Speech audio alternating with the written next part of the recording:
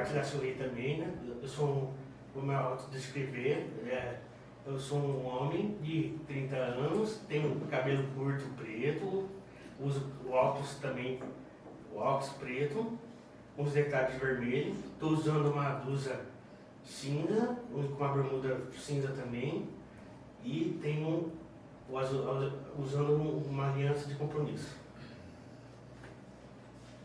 Agora com vocês, as nossas convidadas, Silvia e Adriana. Por favor, faça a autodescrição de vocês. Bom, eu sou uma mulher branca, tenho cabelos grisalhos na altura do ombro, eu sou a Silvia. Tô toda de preto, a parte de cima é uma camiseta do Arte Cultura, que é um dos projetos que a gente tem em parceria com vocês, né? Que vocês brilhantemente apresentam, e que é um texto em dourado, com um detalhe em dourado também.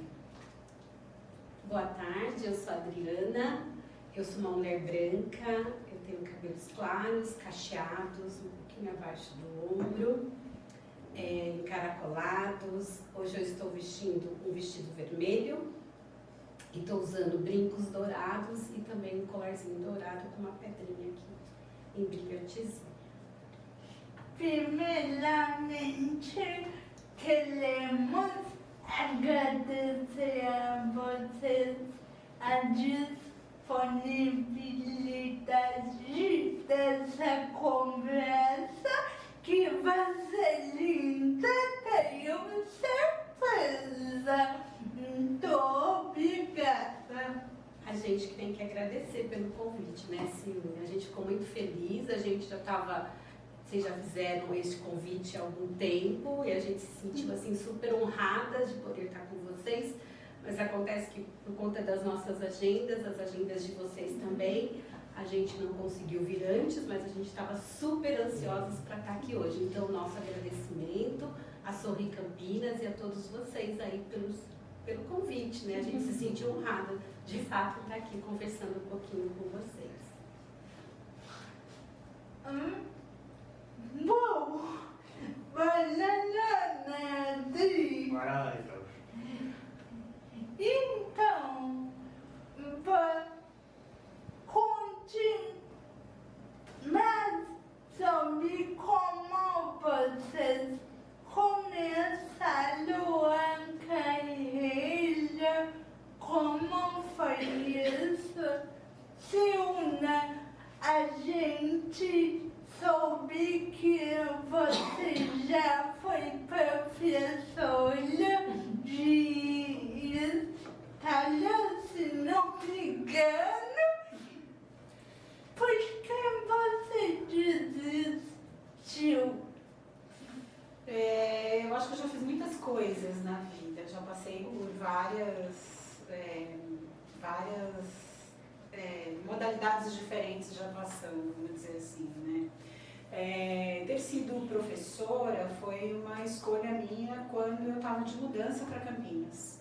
Eu sou de São Paulo, fiz minha vida inteira em São Paulo, eu sou historiadora de formação e eu achei que dar aula era como se eu pudesse retribuir um pouco para a sociedade a formação que eu tive numa universidade pública.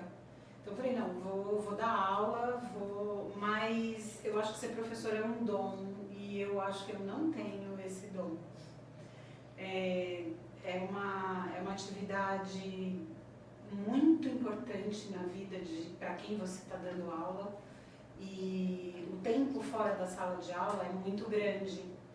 E esse tempo fora da sala de aula, em preparar a prova, estudar, corrigir, era um tempo para mim, na minha rotina, que era desgastante em relação ao papel do professor, porque o papel do professor em sala de aula ele é muito rico, ele é muito importante, só que fora da sala de aula é tão rico e importante quanto. Só que eu gostava mais de estar na sala de aula do que todo o universo de dar aula. E aí, naquele momento, eu falei, não, já fiz essa experiência, já vivi isso. Eu dava aula no ensino médio e Enfim, aí eu comecei a fazer algumas escolhas na vida, eu não estava feliz como professor. Dentro da sala de aula eu estava feliz, mas fora da sala de aula, todo o universo que compõe isso, não era para mim. Realmente é um dom que as pessoas precisam ter. A Dri pode contar a formação dela, é pedagogia, então ela conhece esse universo até muito melhor que eu. Eu tive a experiência de dar aula, mas ela conhece todo o universo de escola melhor do que eu. Então, você tinha que fazer mais uma pergunta. Então, você foi na área de pedagogia, então, dessa formação? Então. Foi sim. É o que a Silvia trouxe um pouquinho, acho que um pouco de dom mesmo que a gente tem, porque eu desde criança eu me via professora.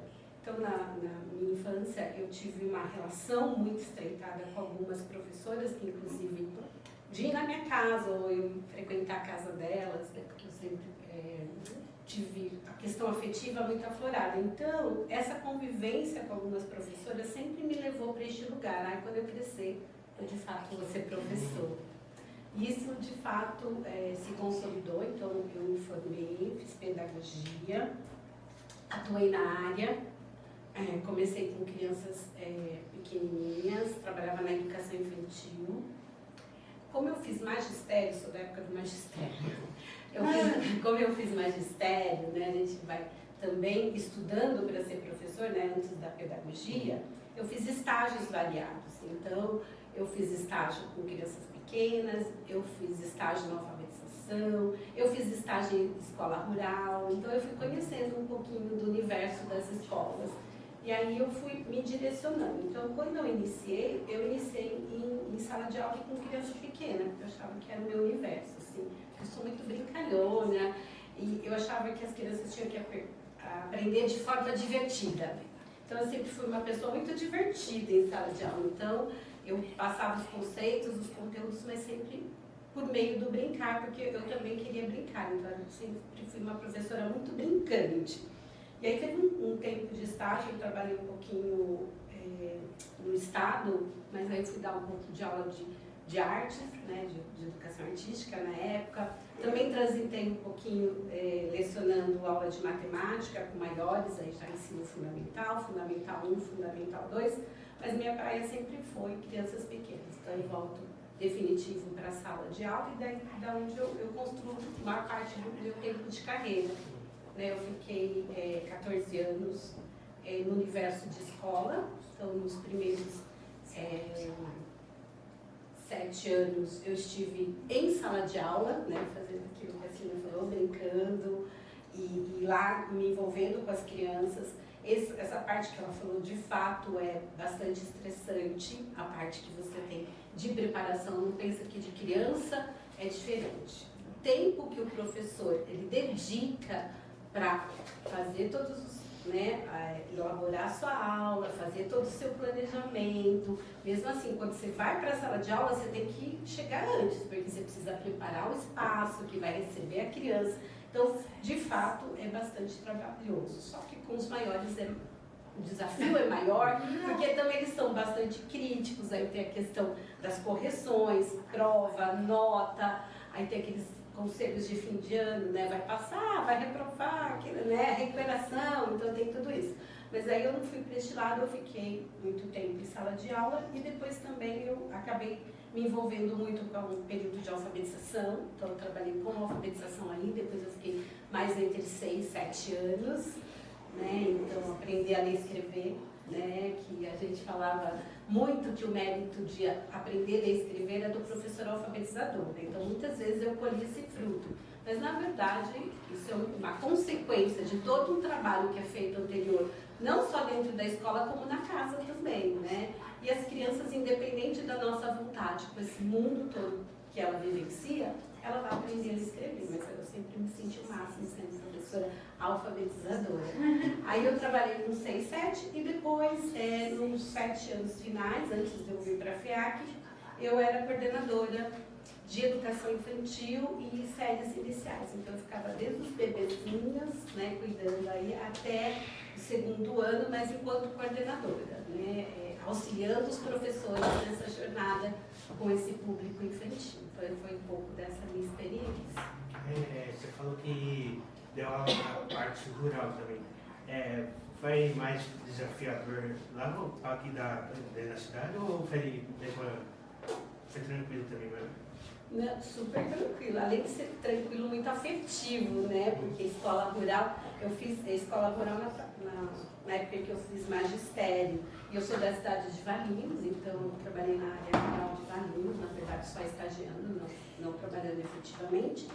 Mas assim, uma outra realidade, de umas crianças de uma outra vivência, então a aprendizagem para essas crianças de escola rural, ela é muito mais lúdica, inclusive, né? E você tem que buscar o que ela tem contato ali no dia a dia, na sua esfera de vivência de dia a dia, para você colocar dentro das suas atividades. Mas foi assim um momento bem bacana de vivência dentro da escola rural.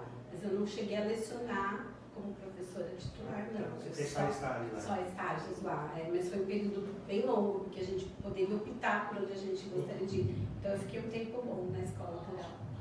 E diferente da Adri, eu não tinha o sonho de ser professora, né? O sonho não era estar em sala de aula. E eu acho que a minha experiência já caída assim, no ensino médio fez com que a experiência fosse mais dolorosa do que ela poderia ter sido. Se eu tivesse tido a experiência de começar com os pitucos, talvez eu tivesse uma outra dimensão, uma dimensão um pouco diferente de ser professora. E também pela matéria que eu ensinava, né, que era história. História é uma coisa que não é prática, né? É difícil você ensinar uma coisa que não passa pela lógica, né? Que você constrói o raciocínio lógico e aquele resultado vai ser sempre aquele resultado, né? Interpretativo, quando você leva um ponto de vista sobre um determinado acontecimento histórico, você está se pautando por pessoas que também escreveram sobre aquilo, porque ninguém viveu aquele momento, né? Então, também é muito questionável, e é muito questionável, inclusive, no papel do professor, né? Porque ninguém estava lá, né? É sempre o relato, a gente faz um estudo sobre o relato de alguém. E no mundo com muito acesso à informação, né, como o que a gente vive hoje, isso já faz algum tempo, mas com um mundo assim muito rico, o papel do historiador, o papel do professor de história acaba sendo muito mais de responder a será que isso é verdade ou será que isso é mentira, do que necessariamente de falar sobre pontos históricos, né, eu acho. Como vocês eram professores, vocês já tiveram contato com pessoas com deficiência dando aula? Como alunos? Não. Eu já tive, não só dando aula, como eu tive experiência quando eu estava na educação infantil. Então, isso me motivava muito a estar com pessoas com deficiência, né? Então, eu tive uma experiência bem bacana, assim. Estudei em escola pública e tinha pessoas que iam até a nossa escola, né, que tinham classe social melhor, mas eram pessoas com deficiências que iam participar das nossas atividades, né? Então tinha uma integração, como eu falei, eu fui muito motivada pelos professores a estar hoje, né? Ser como uma professora, e aí ela também trazia muito essa questão da inclusão pra gente, então eu convivi muito, e aí depois no meu período de estar em sala de aula também, mas eu trabalhei muito na rede privada de ensino, né? Então, assim, não era um número grande, era um número pequeno de pessoas com deficiência. Então, com uma estrutura muito boa de apoio, né?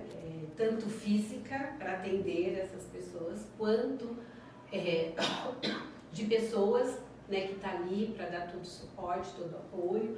Então, eram crianças que, além de ter o apoio na escola, também tinham os serviços especializados, né? Tinha um atendimento fora da escola, e a gente sempre teve uma parceria muito grande, assim, com os terapeutas, com os profissionais que trabalhavam, né? Psicólogos que trabalhavam com essas crianças, então a gente sempre teve. Então eu tive, tanto quanto eu fui professora em sala de aula e depois enquanto coordenadora, fazendo essa ponte ainda entre os profissionais da escola com os profissionais especializados, especialistas na área.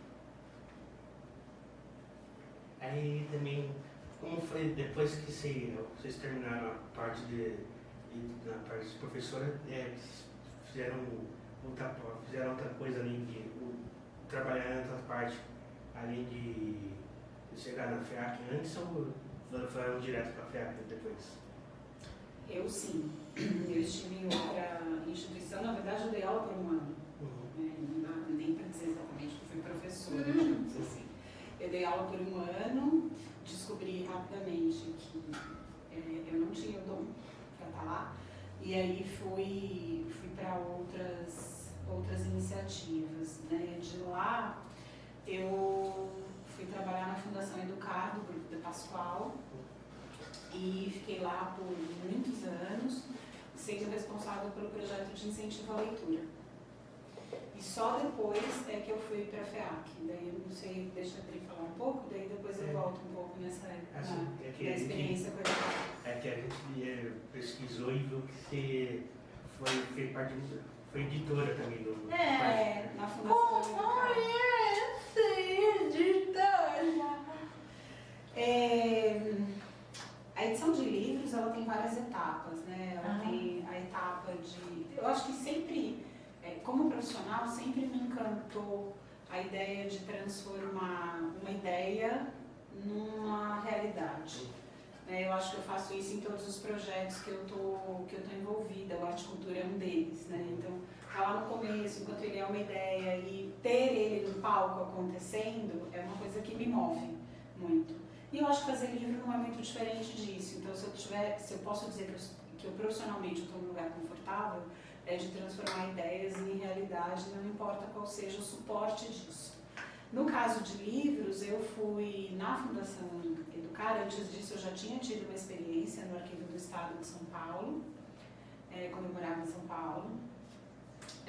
Mas na Educar, eu acabei sendo editora de literatura infantil. E lá eu fui responsável por mais de 220 títulos de literatura infantil e mais de 35 milhões de livros distribuídos gratuitamente no projeto de leitura da Fundação Educar. E me descobri assim uma apaixonada por literatura infantil. Aí você começa a levar isso para outros motivos da sua vida. Então, a importância da leitura desde a barriga, desde que o bebê está na barriga, para que a mãe fale com ele, já para que a criança já comece a experimentar e vivenciar um ambiente lúdico para ela crescer. Porque quando a gente fala em história infantil,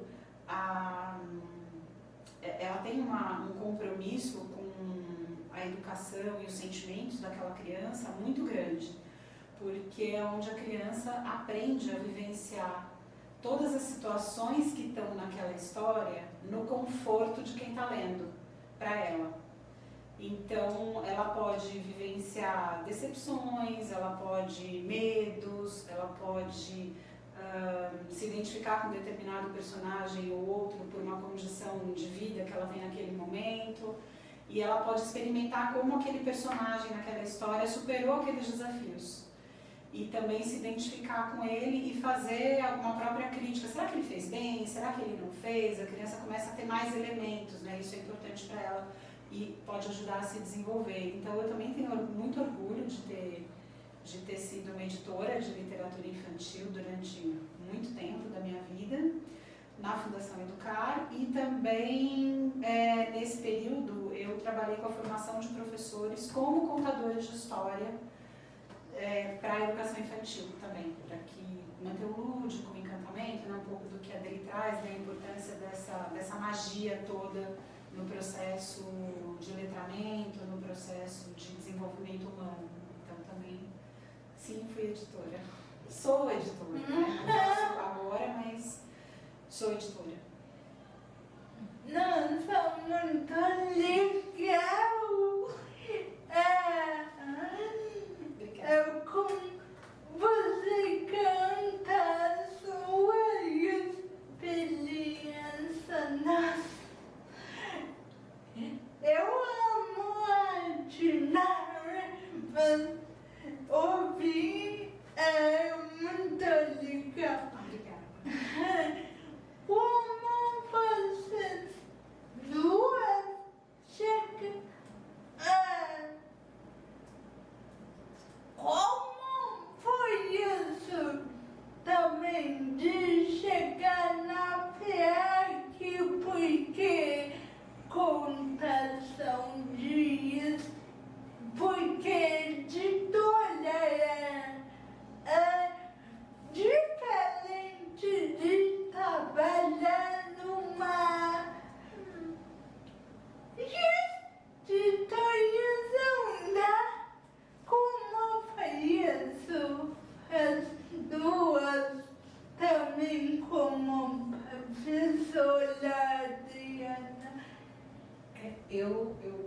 antes da FEAC, eu só trabalhei em escolas, né? Então, como eu sou pedagoga de formação, eu construí minha carreira dentro da escola, rede privada, fiquei o tempo todo antes de vir para a FEAC, enquanto professora, depois enquanto coordenadora. Eu trago isso comigo, o que a Silvia disse, né, da questão dos livros, tudo. Trabalhei muito com histórias, né, com contação de histórias, fiz muito curso de história. A gente não se cruzou porque a gente era de cidades diferentes, mas hoje a gente se cruzou e a gente se conecta muito, porque a gente tem muitas histórias parecidas, né? A gente viveu realidades diferentes, mas muito parecidas. Então esse amor à arte, essa questão de fazer o lúdico acontecer, a arte acontecer, então, e proporcionar isso para a criança desde cedo. Então, eu sempre fui uma grande contadora de história, né? Quando eu atuava, adorava trabalhar. Então, a trajetória na educação me fez passar por muitos cursos, né? Para poder aprender a fazer contação de história, a usar elementos diferentes na hora da contação de histórias, porque o que a gente queria era um pouco disso que a Silvia traz, né?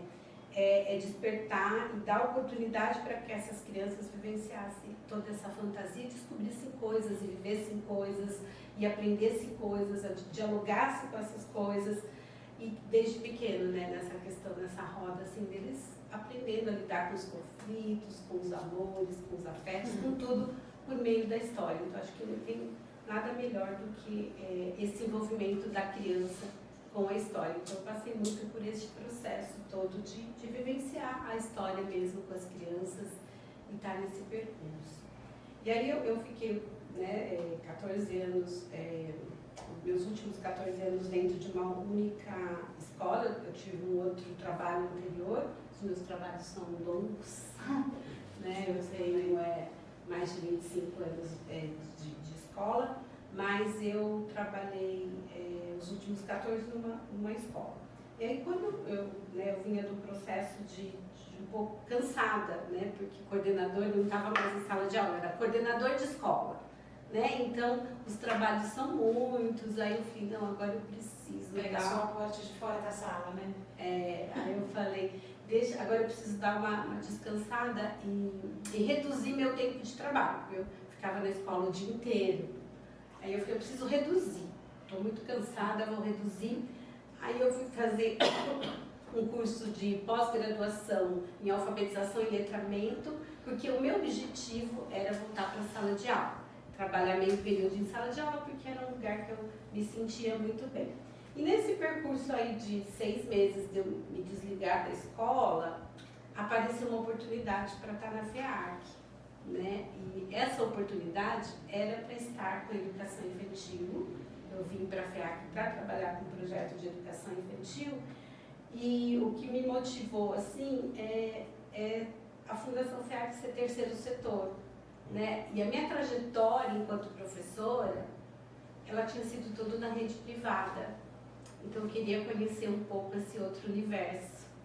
Então, me conectou nessa questão de trabalhar todo esse período na educação infantil e depois surgir uma vaga na FEAC que era de educação infantil, que era para trabalhar com a primeiríssima infância, que são os bebês de 0 a 3 anos, mas não um trabalho com as crianças, mas um trabalho com as organizações que trabalhavam com essas crianças pequenas. Então, eu ia fazer um trabalho de assessora técnica, né, para desenvolver projetos para essas crianças pequenininhas. Então, eu falei, por que não então me dar essa oportunidade de trabalhar esse outro momento da minha vida, de trabalhar no terceiro setor. Então, isso, né, foi uma conexão assim. Então, eu saio da educação infantil e vou para um projeto específico da FEAC, que estava contratando na época, que era para o público infantil, para trabalhar com a equipe técnica que atuava com crianças de 0 a 3 anos. E no meu caso, eu acho que, assim, antes de eu trabalhar na Fundação Educar, eu disse que eu era editora antes, era no Arquivo do Estado de São Paulo, e eu criei o setor de publicações, né? Eu era parte das 4 pessoas que desenvolveram, né, esse projeto lá dentro. E foi muito bacana naquele momento, porque a gente estava abrindo muitas das documentações oficiais, né? O Arquivo do Estado ele guarda a documentação oficial que o Estado produziu e a cidade de São Paulo também em alguma medida, desde que São Paulo era uma província. Então, ele tem os arquivos do DOPS, por exemplo, durante a ditadura militar, que foi para lá. E a gente precisava disponibilizar esses materiais para o público. Então, a gente estrutura um departamento de publicações para facilitar o acesso a essa documentação, que muitas delas não podia ser mexida, manipulada, né? ainda sendo descoberta, sendo analisada pelos historiadores, né? Pelos antropólogos que manipulavam esse material. E aí eu ficava na parte final disso, né, de transformar toda aquela tradução dos documentos em publicações para que todo mundo tivesse acesso ao conteúdo desses materiais.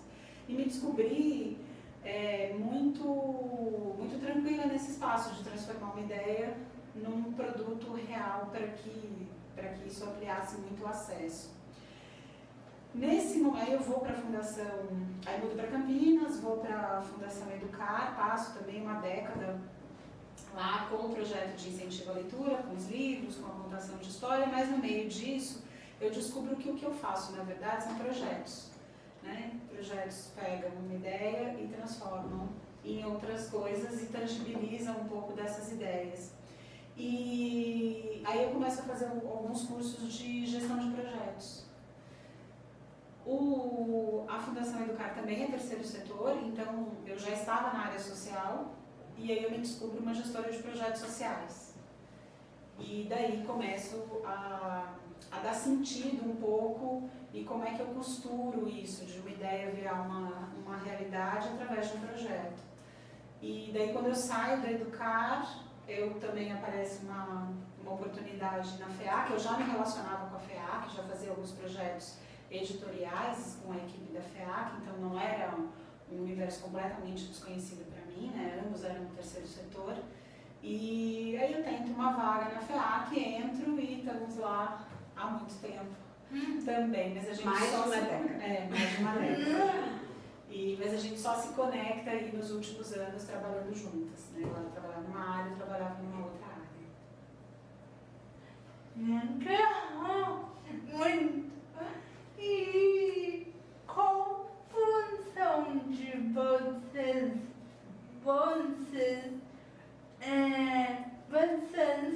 faz os projetos?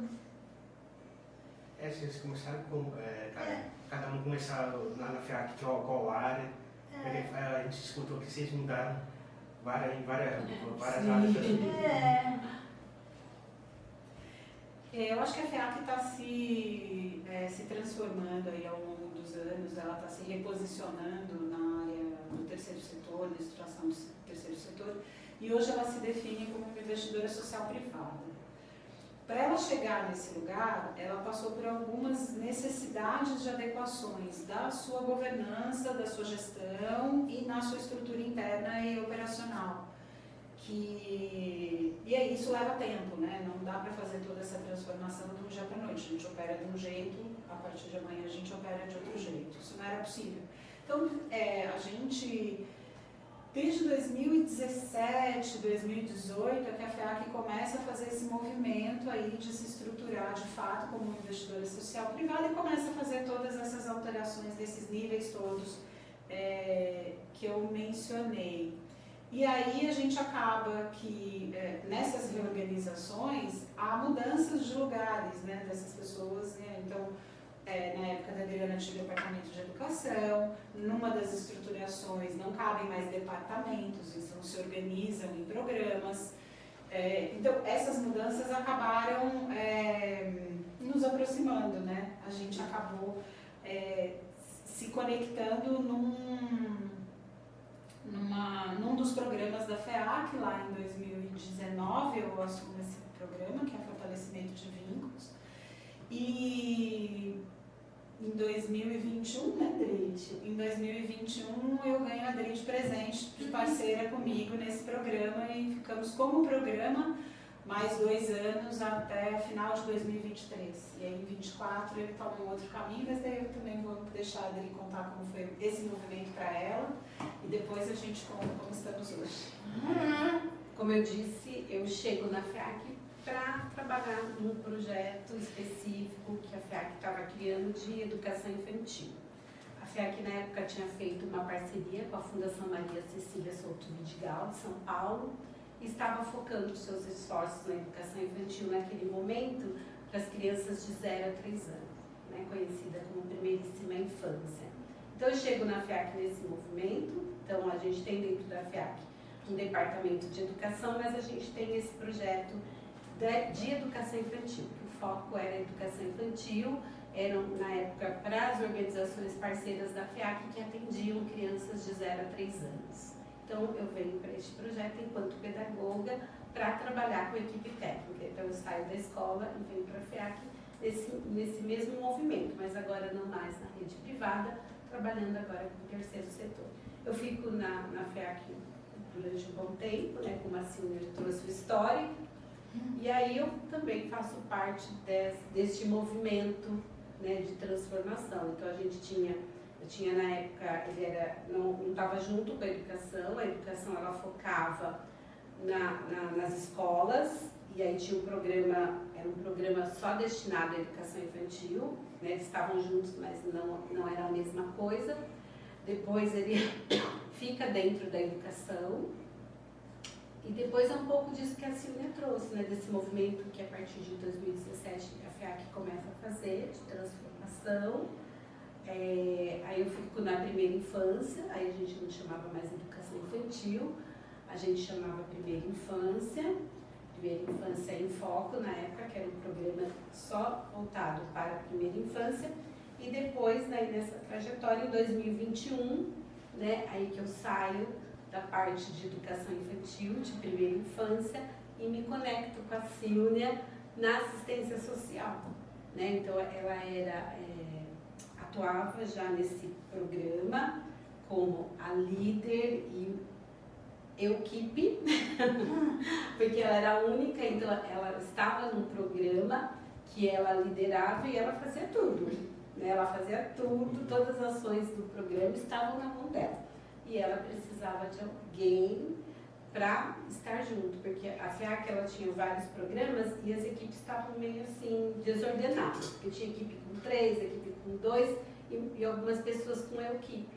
E aí a Silvia precisava de alguém. Foi nesse momento que eu recebo o convite para fazer uma transição de programa, e aí eu tenho essa alegria de ir para o fortalecimento de vínculos, trabalhar com assistência social. E aí a gente vem passando por esse processo juntas, então nós estamos juntas desde 2021, né? Então, é o que vocês falaram, a FEAC vem passando, era programa, agora é eixo, mas a nossa parceria continua, né? Então a gente deixa de ser programa, a gente vira eixo de desenvolvimento territorial, e hoje nós estamos juntas no núcleo de convivência, de promoção da convivência e fortalecimento, mas que já mudou também, que volta a ser o nosso antigo FOV. Que a gente tem um carinho muito especial, né? Volta a ser fortalecimento de vínculos agora. Isso que ela comentou, assim, que tinham equipes com 3 pessoas, equipes com 1, é porque foram se desfazendo os departamentos e transformando em programas.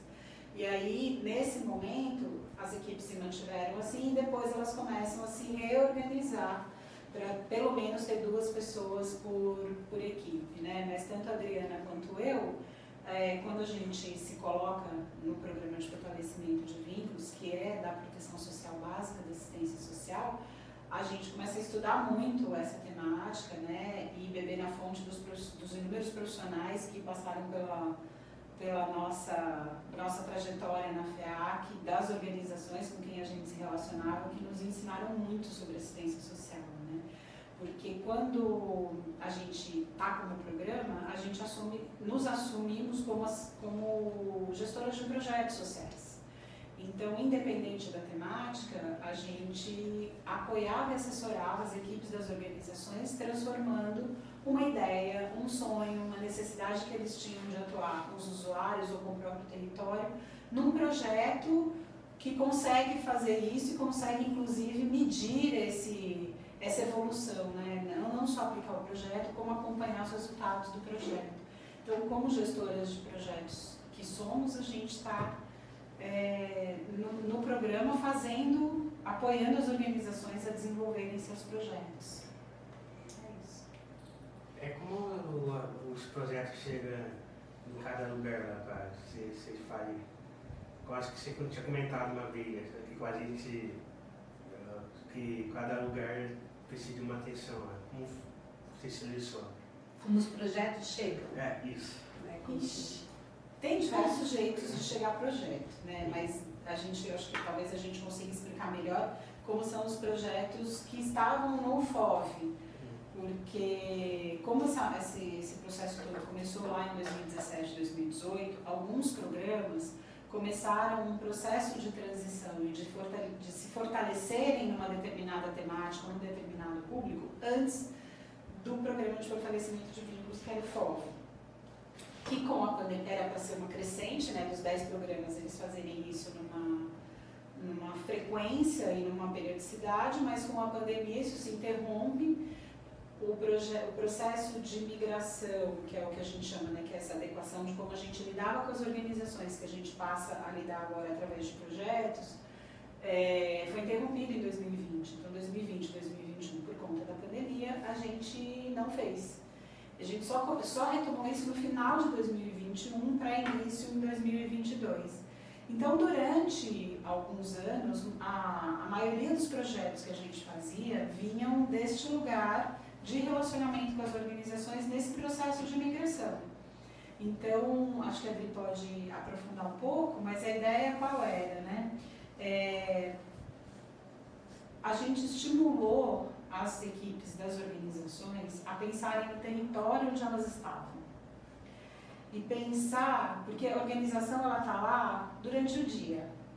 O que aquelas pessoas que frequentam aquela instituição vivenciam enquanto a instituição está fechada? Quais são os desafios que ela tem e que a instituição, como uma organização e um equipamento super importante daquele território, pode apoiar essas pessoas no dia a dia delas, mesmo quando ela está fechada? Então, quais são esses desafios do território? Como essa organização pode trabalhar esses desafios? E foi com esse olhar, assim, de que elas vencessem os muros que a cercam e olhassem para o território em que elas estão, que a gente começou a construir, na verdade, o próprio DNA do programa, né? O programa de fortalecimento de vínculos, a gente sempre as provocou a olhar para o próprio território em que elas estão. Acho que a Adri pode complementar um pouco mais. É isso, né? A gente, dentro de um programa de fortalecimento de vínculos, dentro de uma rede de organização, né, da proteção social básica, então a gente começou a olhar vamos olhar para quais são as reais necessidades do seu público, né? Sem falar no serviço que vocês prestam. Vamos olhar para outras necessidades que tem os territórios. Então a gente, e aí a gente vem para essa questão, né, de fortalecer os vínculos familiares e comunitários, né? Então, como trazer essa família, essa comunidade para dentro das organizações para terem a oportunidade de vivenciarem esses projetos. Então, a gente pede para que, a gente até brinca, né? Vamos pensar um pouco fora da caixinha, né? Vamos pensar para além dos seus muros, o que a gente pode fazer de diferente. E quando a gente fala de projeto, a gente fala de organizações que estão em territórios diferentes, cada uma tem que ter um olhar diferente, né? A temática pode ser a mesma, então a gente pode trabalhar aqui com inclusão digital e lá, se é uma necessidade do outro território, também trabalhar a inclusão digital. Só que aqui vai ser um foco totalmente diferente. Então, quais as necessidades, o que esse público quer, o que ele espera, né? Qual que é o objetivo que se almeja com esse objetivo, onde vocês querem chegar, ou qual problema vocês querem resolver. Então, essas perguntas, elas têm que ser feitas durante, né, a cocriação de um projeto, porque cada projeto, apesar das temáticas iguais, ele tem a diferenciação de características do território.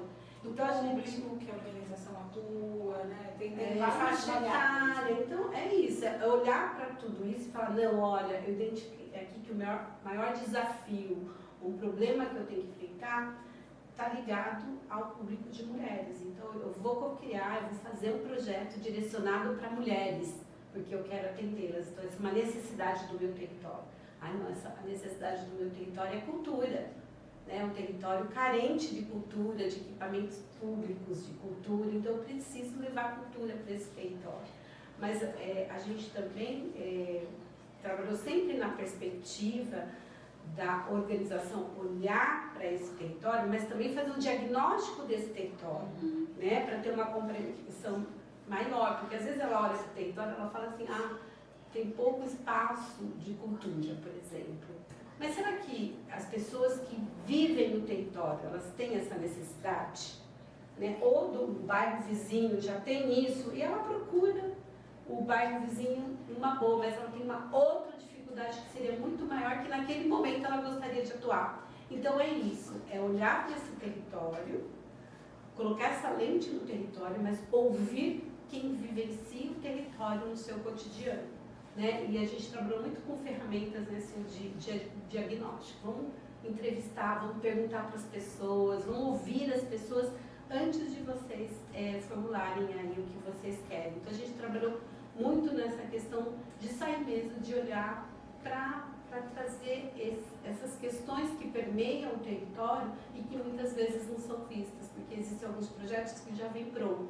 Então, diferente, na FIAC a gente cria projetos, e projetos novos, projetos que vão inovar, que vão virar tecnologia social, com esse olhar, vamos fazer diferente e vamos de fato levar aquilo que é uma necessidade real, é um problema que está sendo enfrentado, ou é uma dificuldade, mas que vocês vão ter aderência, porque é aquilo que o público quer. Então a gente trabalha muito isso dentro, né, desse processo que a Silvia falou, que a gente trabalha com essas organizações que já são parceiras. Então, a gente trabalha com temáticas variadas, né? Então, a gente está dentro do eixo de desenvolvimento territorial, olhando para o território e para a natureza do território. Então, a gente trabalha com N temáticas, e aí o que o nosso papel?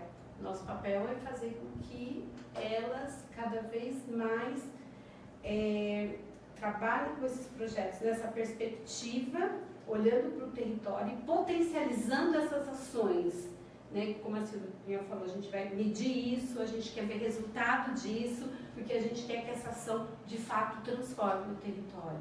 Então a gente vem nesse trabalho desses projetos sociais, com esse olhar para o território, mas de potencializar essas ações que eles criaram, que eles têm plena consciência de que são necessidades atendidas das pessoas que estão ali.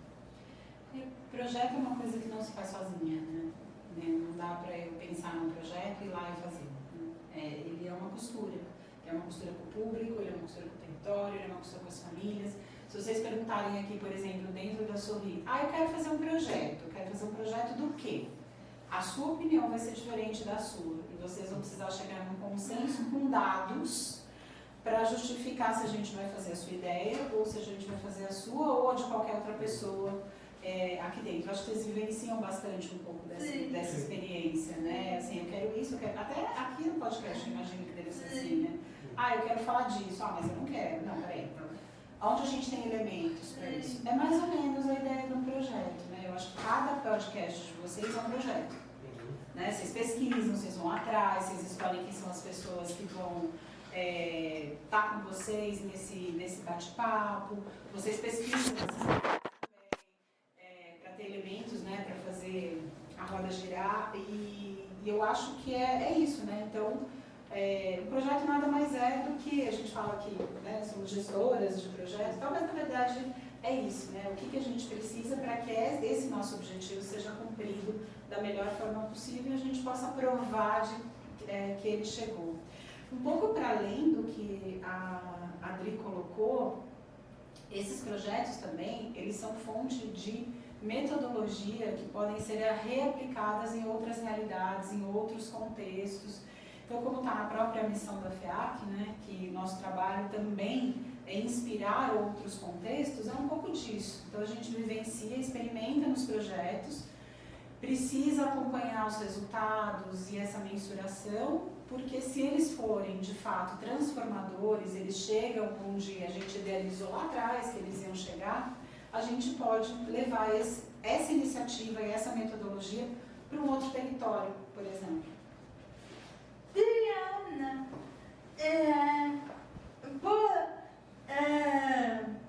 a gente ficou sabendo que você fez parte do projeto Cine Aqui, né?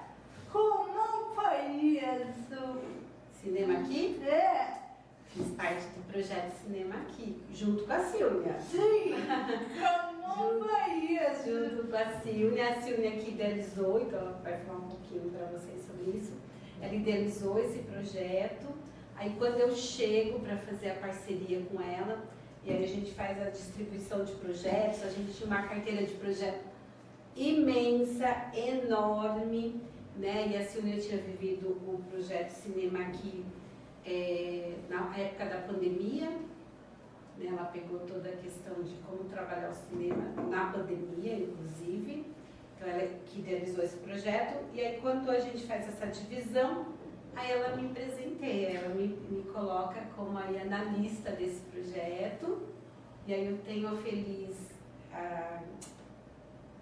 trajetória de cruzar, né?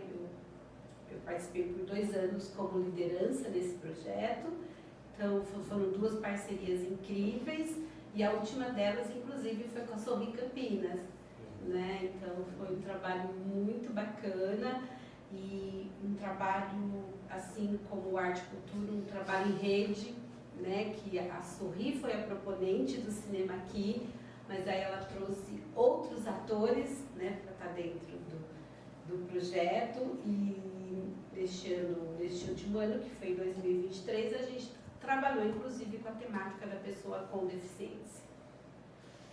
Vocês imaginaram que o Cinema Aqui ia sair dos muros, ia ter essa proporção imensa que teve de ter um curta-metragem feito fora do Cinema Aqui, de ter esse estúdio na Sorrisos de Marcelo. Como foi sair dos muros? Olha, eu acho que acho que se eu sonhasse muito alto, não imaginar que tudo isso, tudo aquilo que a gente viveu ia virar isso. Quando eu imaginei esse projeto, eu imaginei ele da seguinte forma. Eram oficinas de curta-metragem para públicos que frequentam as organizações, quaisquer organizações, mas era onde eles pudessem usar os seus dispositivos móveis, né, aprendessem a usar os seus dispositivos móveis para fazer cinema, curta-metragem. Então era filmar, estabelecer o roteiro, filmar, editar, tudo de forma gratuita e com o próprio celular. Essa era a ideia inicial. E quando a gente fosse, e daí, claro, um consenso para que todo mundo topasse fazer o mesmo curta daquele grupo, e esse curta-metragem, no dia de lançamento dele, a gente montasse uma sala de cinema numa praça, no território, e as pessoas que participaram pudessem compartilhar com seus familiares o curta-metragem que fizeram, dialogar um pouco com a comunidade, com a própria família, nessa sala de cinema montada numa praça, que na sequência todo mundo ia assistir junto, aí um filme censura livre e tal, mas primeiro partindo desse curta-metragem feito a partir de oficinas que ensinassem as pessoas a usar os dispositivos móveis para fazer cinema. Ele nasceu assim. Ele foi assim em 2018, 2019, em 2020, 2021 ele, no contexto de pandemia, as aulas passam a ser, as oficinas passam a ser online, e as pessoas começam a registrar nos seus dispositivos e começam a encaminhar para a nossa parceira, né, que era a Juliana Gondrin, que fazia todo esse material, que foi com quem vocês estiveram também. E aí sai da pandemia. Sai da pandemia, a gente tinha um acúmulo de 4 anos já de oficinas e de processos. Tá, e o que a gente faz com tudo isso? Né? A gente sempre vai colocando sempre uma pitadinha a mais, né, em tudo que a gente faz. Até aqui a gente já sabe, então agora a gente faz o próximo. E aí fazer o próximo foi quando a gente pensou em atuar com pessoas com deficiência mesmo. Né? Então, fora do contexto de pandemia, a gente começou a pensar nesse projeto para ser feito com pessoas com deficiência pela própria narrativa que a Sorri teve, porque foi uma das convidadas durante a pandemia, e pelo próprio desenvolvimento da parceria com a Sorri, a forma como a Sorri se engajou, se desenvolveu nesse projeto, a gente convidou para que eles fossem proponentes nos anos seguintes para atuar especificamente com o público, com esse público, né? Daí ele já tomou outros caminhos, aí ele deixou de ser aquela ideia bem pequenininha e aí despertou em todos vocês para que hoje a gente estivesse aqui e construísse esse espaço incrível e vocês aí protagonizando um podcast. De fato, Letícia, eu nunca imaginei, nem no meu sonho mais alto, de que aquela ideia lá atrás transformaria nesse espaço. Então eu só tenho que dizer parabéns para vocês pela coragem também e pela ousadia de se colocarem à frente desse movimento. E fico honrada de ter sido uma sementinha desse processo todo, né? Acho que eu e a André também.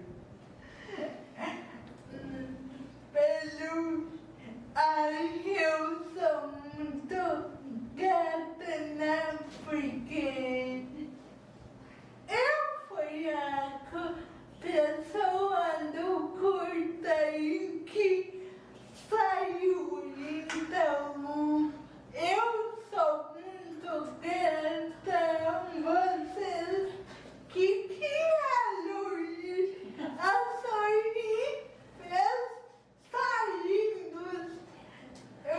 A Sorri vocês fizeram saindo muitos assim. E nossa, pelo jeito vocês são apaixonadas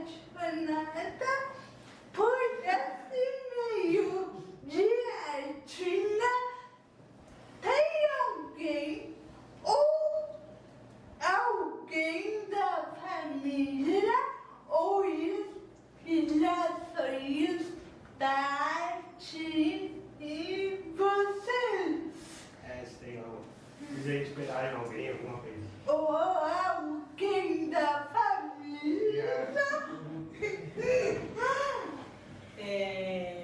Eu cresci em Cuxê de teatro, né? Eu cresci nas laterais de palco, né? É a minha experiência de vida. Meus pais eram atores, tanto do teatro, do cinema e da televisão.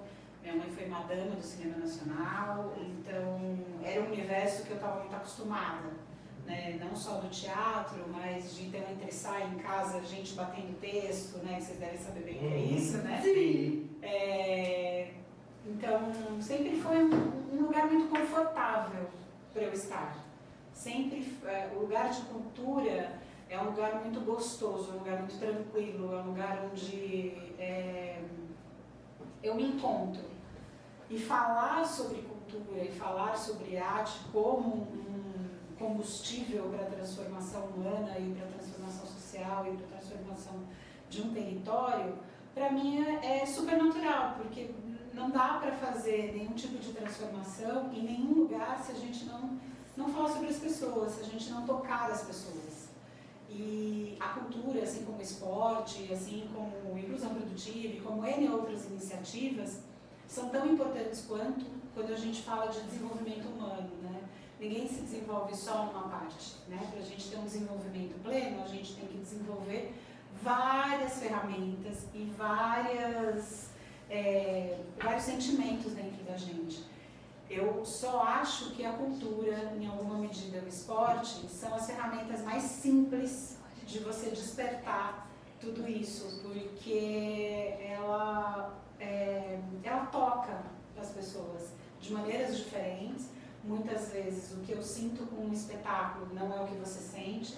Você não se motiva, você se motiva com um personagem que é diferente do meu, porque isso tem a ver com repertório, tem a ver com vida, tem a ver com história familiar. Então, sim, para mim a cultura é um lugar onde eu gosto de estar, me inspiro nos meus pais, me inspiro porque eram pessoas que falavam sobre cultura e viviam sobre cultura numa época em que isso não era fácil, né? Viver de cultura não era fácil, depois enfrentaram uma ditadura militar onde ser artista era um problema. Então, sim, eu me inspiro neles. E tocar a cultura, claro, a gente vai expandindo os horizontes e vai se profissionalizando em outras áreas também, mas a cultura, sem dúvida nenhuma, é um lugar de afeto, é um lugar de memória e é um lugar que eu me sinto super bem. Eu aprendi depois com a Cília a viver isso também, mas a minha história, a minha relação com a arte vem muito da vivência da arte, né? Da vivência da arte, porque eu fui criada em cidade pequena, onde o bairro, o território começou, então a gente brincava muito na rua, onde a gente levava muito, né? A gente lidava muito com as produções culturais, então na cidade também a gente sempre teve vários artistas, né? A gente teve Flávio de Carvalho, a gente teve Roque Palácio, a gente teve pessoas, né, do mundo cultural muito fortes, o próprio Adoniran Barbosa morou um tempo em Valinhos.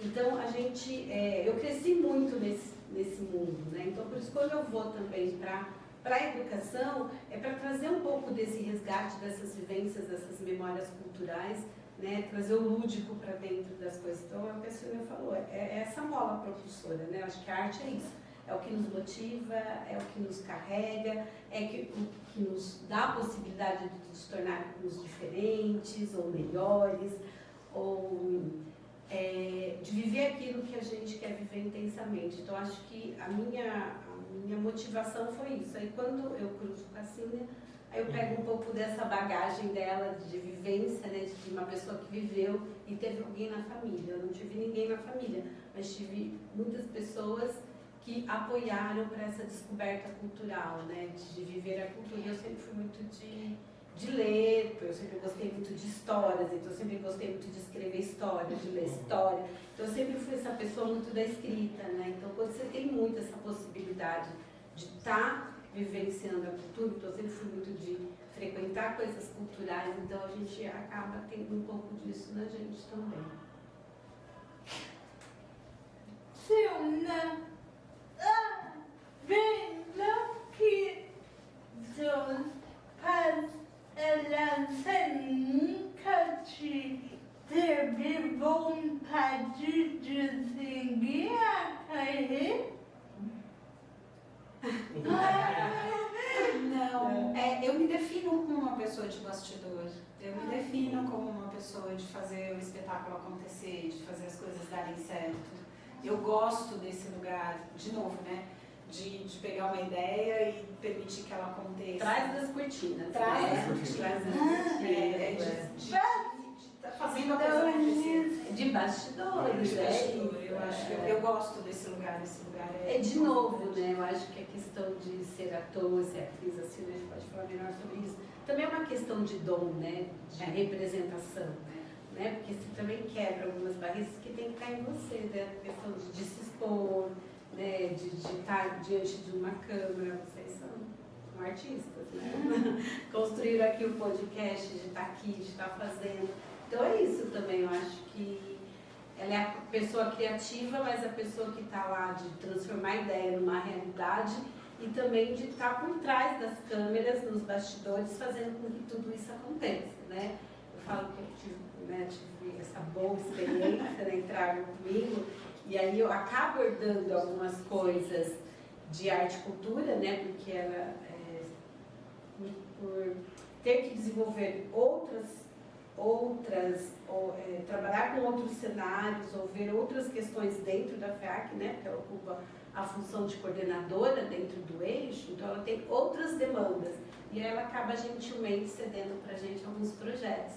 E eu tive a honra de ficar com os projetos de arte e cultura, né? Então eu fiquei como analista do projeto Cinema Aqui, e aí agora o ano passado eu migrei agora para também atender o Arte e Cultura, então foi um outro presente que ela me deu. Então hoje eu estou à frente do Arte e Cultura como analista do projeto, mas sempre, claro, né, com a ajuda, com a assessoria, com a companhia dela que desempenha outras funções. Então ela não pode estar muito à frente, mas ela me deu essa função deliciosa de estar com vocês nesses momentos. E isso aí, para a gente desfrutar um pouquinho também, né? Ficamos ali, esse ano ali participando do teatro, né? Aí foi a primeira vez lá. Aí dali deve ter feito mais, né, Lili? Ela já é uma artista, já está acostumada com o palco. Foi a primeira vez e de cultura, né? Que proporcionou também que abriu portas também para esse curso que estou fazendo porque a Júlia, uma mulher que participou do Arte Cultura, né? Tinha um desejo e veio eu e aí junto com a minha concretizadora saiu. Tanto é que esse ano a gente se forma e é mais uma semente que vocês plantaram durante cultura. Vocês imaginavam também? Mas você vê, olha, né, você, Júlia, né, as pessoas que sonharam ir além do arte e cultura, né, a gente não pensava que, né, pessoas que estavam envolvidas com arte e cultura pensassem em ir além, vocês pensaram em ir além, né, a Sorri, a figura da Esther, né, faz essa conexão de vocês, né, com o teatro. E aí, o que eu vejo que o grupo cresce, né? Do desejo de duas pessoas, o desejo cresce e outras pessoas se juntam a esse sonho, né? De ter uma formação em teatro, né? Eu fui assistir o Alto da Compadecida, onde vocês, assim, brilhantemente apresentaram a peça. Então, e eu vi que várias pessoas que estavam ali dentro do Arte e Cultura, né, estavam fazendo esse curso de teatro e se especializando para ter essa formação. Então, vocês que estão de parabéns, assim, a gente não imaginava, né, que esse era um sonho e que a gente estava contribuindo de alguma forma, plantando uma sementinha para que esse sonho, mas é um sonho que vocês tiveram, né, que vocês queriam que ele acontecesse, mas é que teve muitas pessoas envolvidas, né? Então todas as pessoas que se juntaram aí para dar esse suporte e para que vocês pudessem crescer e ter essa formação agora. Então vocês que estão super de parabéns por todo esse esforço, toda essa dedicação, porque a gente fica imaginando que lá no Arte e Cultura, né, a gente conversando, vocês falaram, olha, a gente vinha ensaiar não sei quantos dias na semana. A gente ensaiava de sábado também para poder fazer bonito lá no Arte e Cultura. E eu imagino para uma peça de teatro, né, o quanto vocês se dedicaram, o quanto vocês se uniram para poder fazer aquela bela apresentação. Então eu acho que tem um pouco disso, né, de muitas boas vontades, a Sorri Campinas, que abre as portas, né, que cede espaço, a Esther, a Soninha e outros profissionais, né, que eu não vou saber o nome aqui, que vêm aqui, que atendem vocês, né, que abrem esse espaço, estão juntos, né, para que vocês pudessem construir esse sonho de vocês. Então, a gente só tem que desejar, assim, muito sucesso nessa trajetória, muito sucesso mesmo, e que vocês têm um potencial muito grande e a gente quer ouvir falar muito de vocês, além daqui do podcast. E que a gente continue inspirando também, né? Novas ideias, novas coisas, novos projetos de vocês, porque nunca imaginei que ia chegar nesse lugar, mas tão logo a gente soube que chegou nesse lugar, a gente quis contar essa história. Então a gente convidou a Esther e a Júlia para fazerem a abertura do ano passado do Arte Cultura, para que eles pudessem contar que eles não estavam lá no palco porque eles estavam se formando num projeto que foi construído especialmente para que vocês conseguissem se profissionalizar e tirar o DRT. O projeto não visa isso, ele não visa a profissionalização, né? O Arte Cultura não visa, ele desenvolve outras habilidades socioemocionais, convivência, tudo isso, mas que a gente fica, assim, é o que a Adri falou, a gente fica muito feliz de ter sido uma sementinha dos projetos que a gente tocou, mas que também vocês estão numa instituição que também faz com que apoia vocês para que vocês voem, né? Então isso também pra gente é muito gratificante ter essa parceria também com vocês. E nesse projeto da Lei com o Teatro já vai para a terceira turma naquela Já vai para terceira e é mesmo arte cultura é uma semente, ele abre portas, né? Que são inspirações e a convivência também que a gente adquire, atuar com 120 pessoas também, para mim, como atriz, foi um desafiaço, né? Porque no alto, como você citou, Adriana, eu estava com 9 pessoas. No arte eu estava cultura eu estava com 120. Então é demais esse projeto que vocês trouxe e faz com as ONGs, não só as de Campinas, todas as ONGs.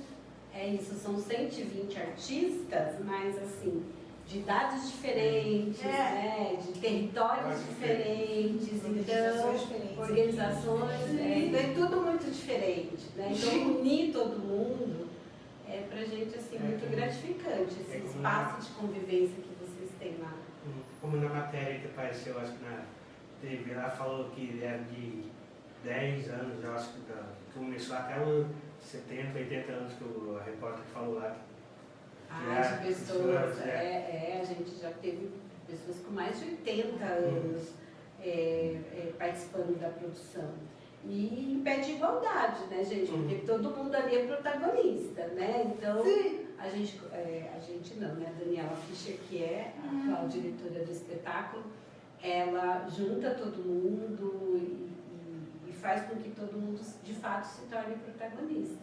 Né? Então, essa interação entre vocês, entre as cidades, e todo mundo se ajudando. Então, a gente vê nos ensaios, a gente vê ensaio geral, a gente vê no dia da apresentação, todo mundo dando a mão aí para poder estar, né, neste momento e fazer esse belíssimo espetáculo que vocês conseguem. Então, é isso.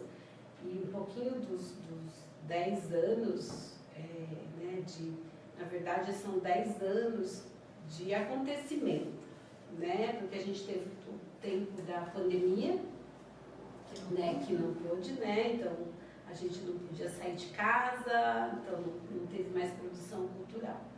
Mas de fato, esse ano de 2024 foram 10 edições que a gente conseguiu fazer, né? E a gente fica muito feliz desse percurso todo que o projeto teve.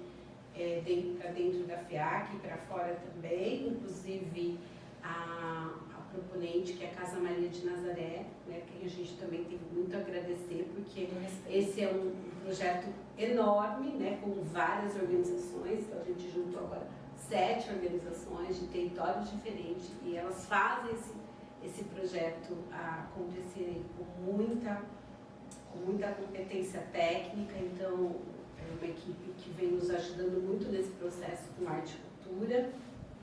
E aí eles fizeram agora a produção, logo vai sair aí, a gente, né, pretende que ela divulgue um documentário sobre esses 10 anos, né, de edições, né, não são 10 anos de anos corridos, mas são 10 edições, então são 10 anos de edição do projeto, então a gente acabou aí de fazer um documentário que a gente pretende logo que seja divulgado, porque a gente já viu, tá lindo, com muito depoimento de pessoas que passaram, a gente faz uma linha do tempo sobre esse percurso do Arte e Cultura, de como ele começa lá na FEAC pequenininho, numa ação, e ele se transforma nesse gigante Arte e Cultura. E ganha a cidade, ganha os territórios. Eu acho que esse projeto tangibiliza, assim, que eu acho que é como a arte ela é capaz de romper limites e de romper barreiras. Né? Não tem barreiras para a arte. Eu acho que é isso. Eu não tem barreiras para É só querer, né, Lê? A gente querendo, a gente pode. Então é isso que o projeto. Se você quer, você pode. Então pode fazer parte daquilo que você quiser. Então vocês sonham e vocês chegam lá. Então, e vocês nos inspiram muito também. Acho que os projetos que a gente pensa para dentro da FEAC é sempre assim, olhando para vocês também. Quando vocês nos inspiram a sempre pensar em projetos, ou qualificar o projeto, fazer coisa melhor no projeto, porque a gente tem essa necessidade também, né? Da forma como vocês nos afetam mesmo e como a gente, através disso, a gente quer que esse processo de transformação aconteça. Então, de novo, obrigada pelo convite, obrigada por estar com vocês. Obrigada por achar que a gente tinha muito a contribuir com esse projeto. Obrigada. E vocês e cada você colhe as suas as expectativas das duas daqui para frente. Pergunta difícil. Na verdade, sim, né? Eu acho que não sei se é expectativa, né?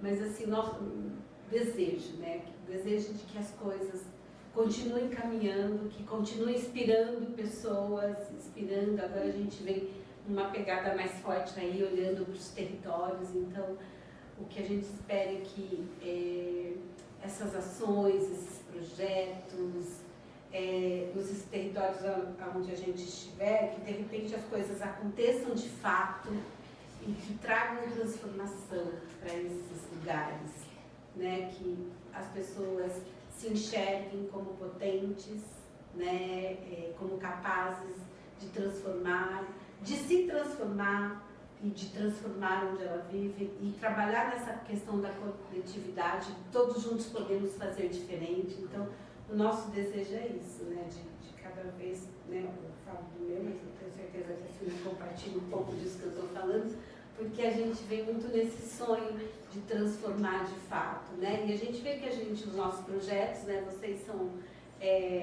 uma prova disso, que a gente planta sementinhas e que transformações acontecem. Mas a gente hoje está muito pulverizado, assim, né? Tem pequenas sementinhas em vários lugares, né? E a gente fica muito feliz. Mas agora a gente tem também a oportunidade de nosso novo trabalho ver essas sementinhas, assim, várias sementinhas num território específico e a gente vê isso acontecer.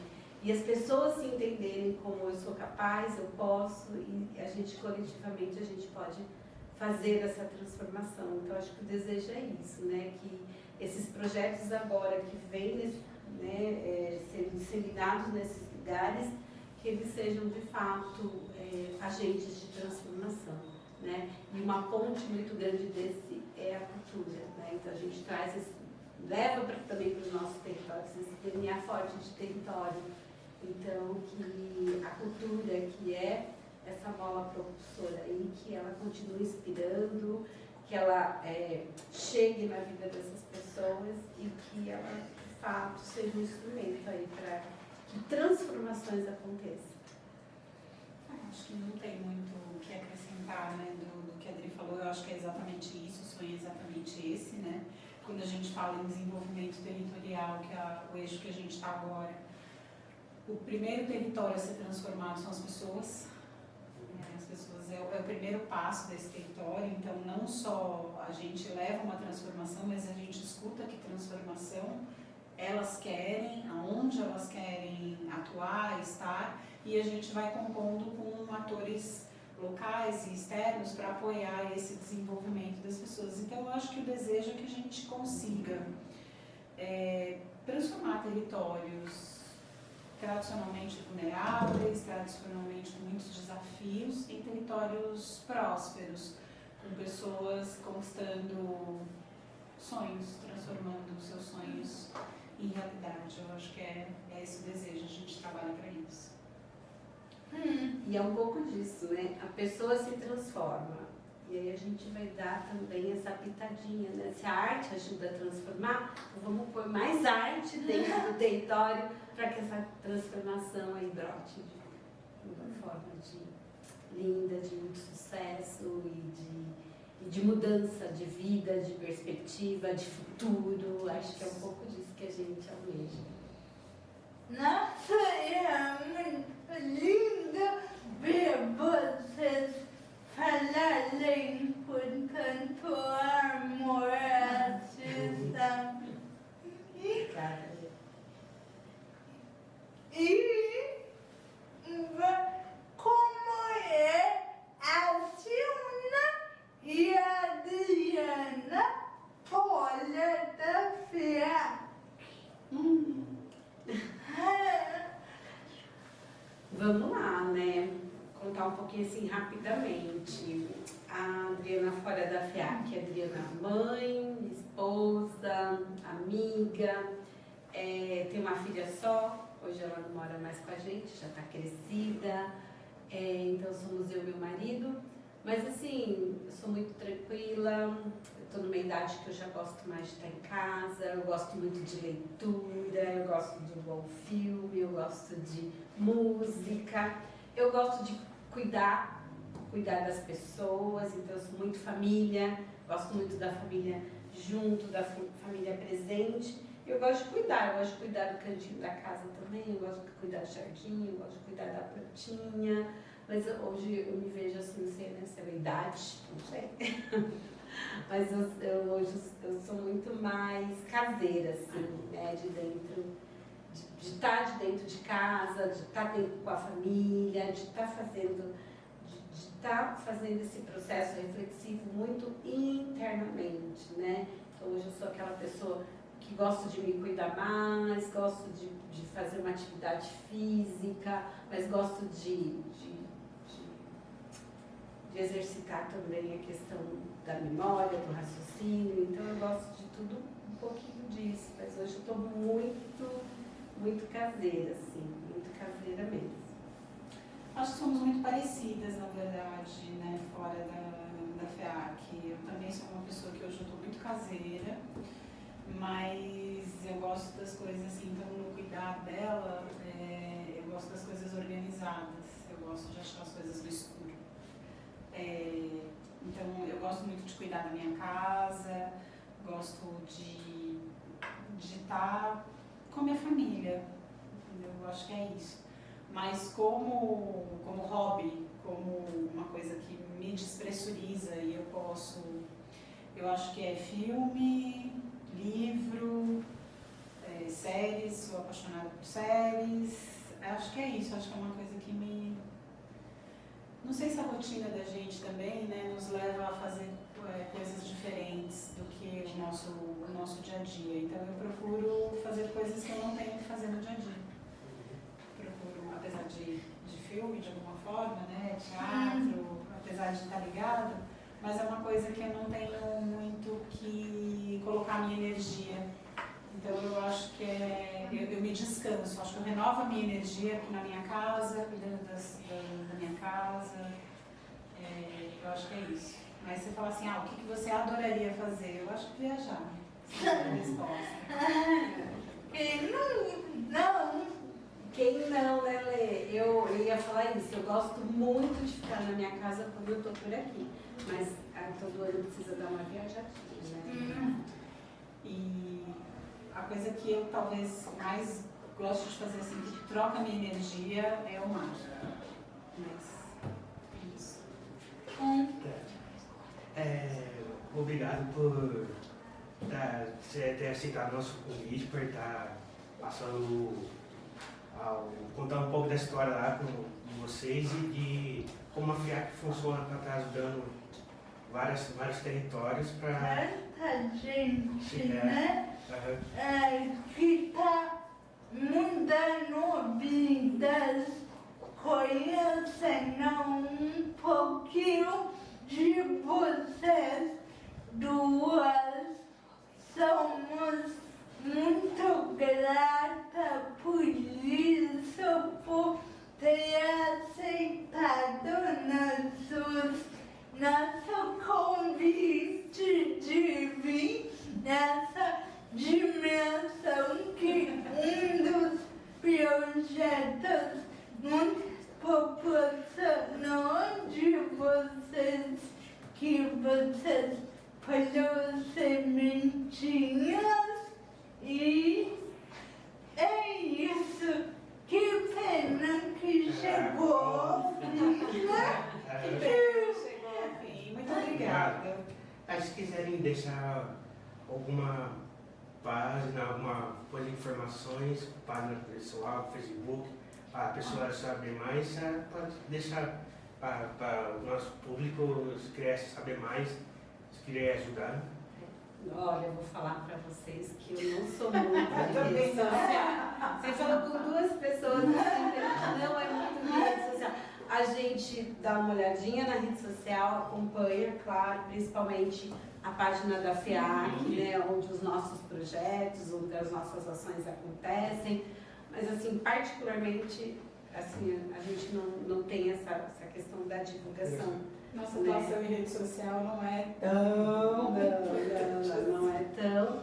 Mas é isso, assim, eu acho que conhecer os projetos sociais, eu acho que isso faz muita diferença na vida da gente. Então, acho que as pessoas que puderem acompanhar a FEAC, nas redes sociais, a Sorrir, outras organizações da sociedade civil que também estão realizando belíssimos projetos, eu acho que isso faz toda a diferença. Então, o nosso convite é para que as redes sociais sejam acessadas nesse sentido, assim, de acompanhar e de ver formas de contribuir, de ajudar, de estar presente. Eu acho que em cada território de uma pessoa que vai assistir ou está assistindo, ela vai ter algum projeto social dentro do seu território. Então, acho que é um convite, né? Vamos convidar as pessoas dentro do seu território a encontrar esses lugares que estão fazendo essas ações dentro dos territórios e seguir, e acompanhar, e o que eu posso fazer para ajudar. Acho que é um pouquinho disso.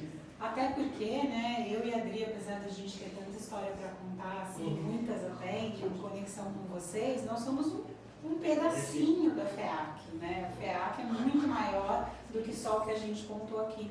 Então, eu acho que fica esse convite mesmo da Adri, que vocês se conectem com a FEAC nas redes sociais e conheçam outras inúmeras iniciativas para além do que a gente contou aqui. Eu acho que é isso. Obrigada mais uma vez. E com certeza a gente vai querer que volte, porque o papo estava bom. Muito bom, É só convidar que a gente vem. Obrigada, Sorri Campinas, e a todos os participantes. Obrigada. Só não esquecer de compartilhar no YouTube. Deixa o like, curtir e compartilhar, né, gente?